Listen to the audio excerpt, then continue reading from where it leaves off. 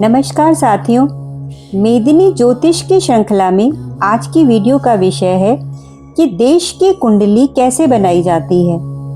क्या आपने कभी सोचा है कि जैसे एक व्यक्ति की जन्म कुंडली होती है, क्या वैसे ही किसी देश की भी कुंडली होती है? और अगर होती है तो आखिर एक देश का जन्म कैसे तय किया जाता है? भारत की कुंडली किस समय की मानी जाती है? स्वतंत्रता के समय की या संविधान लागू होने के समय की? आज हमारी वीडियो का विषय होगा कि देश की कुंडली कैसे बनाई जाती है। यह विषय केवल ज्योतिष का नहीं है, बल्कि राष्ट्रों के भाग्य को समझने का भी आधार है।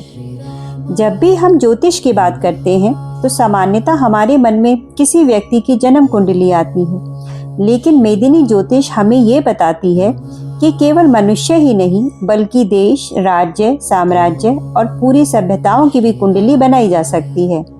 जिस प्रकार किसी व्यक्ति का जन्म एक विशेष समय पर होता है, उसी प्रकार किसी देश का जन्म भी एक क्षण माना जा सकता है और उसी क्षण के आधार पर देश की कुंडली बनाई जाती है। अब प्रश्न आता है कि किसी देश का जन्म समय आखिर माना किसे जाए। यहाँ से मेदिनी ज्योतिष का गहरा और रोचक भाग प्रारंभ होता है। कुछ ज्योतिषी मानते हैं कि जिस समय कोई देश स्वतंत्र होता है, वही उसका वास्तविक जन्म का क्षण होता है। इसी कारण भारत की सबसे प्रसिद्ध कुंडली बनाई जाती है 15 अगस्त 1947 की मध्यरात्रि की, दिल्ली के समय के आधार पर, क्योंकि उसी क्षण भारत ने स्वतंत्र राष्ट्र के रूप में जन्म लिया था। लेकिन यहाँ पर एक विचारधारा और भी है। कुछ विद्वानों का मत है किसी देश की वास्तविक स्वरूप तब प्रारंभ होता है जब उसका संविधान लागू होता है, या फिर जब वह पूरी तरह अपने नियमों और शासन व्यवस्था के साथ स्थापित हो जाता है। इसीलिए कुछ ज्योतिषी 26 जनवरी 1950 की कुंडली को भी महत्वपूर्ण मानते हैं।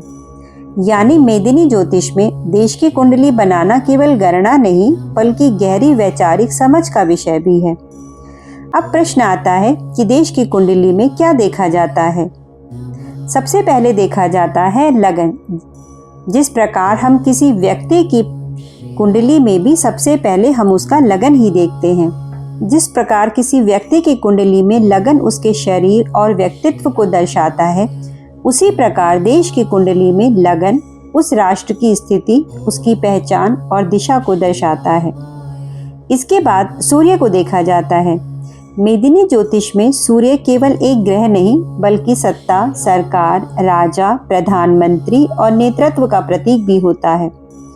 यदि सूर्य मजबूत हो तो सरकार स्थिर और प्रभावशाली होती है, और यदि सूर्य कमजोर हो जाए तो शासन में अस्थिरता और नेतृत्व संकट भी दिखाई देने लगता है। इसके बाद चंद्रमा को देखते हैं। चंद्रमा देश की जनता का प्रतिनिधित्व करता है।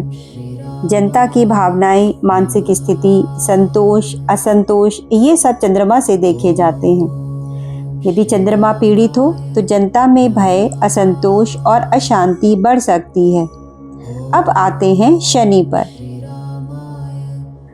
शनि मेदिनी ज्योतिष में बहुत महत्वपूर्ण ग्रह माना जाता है।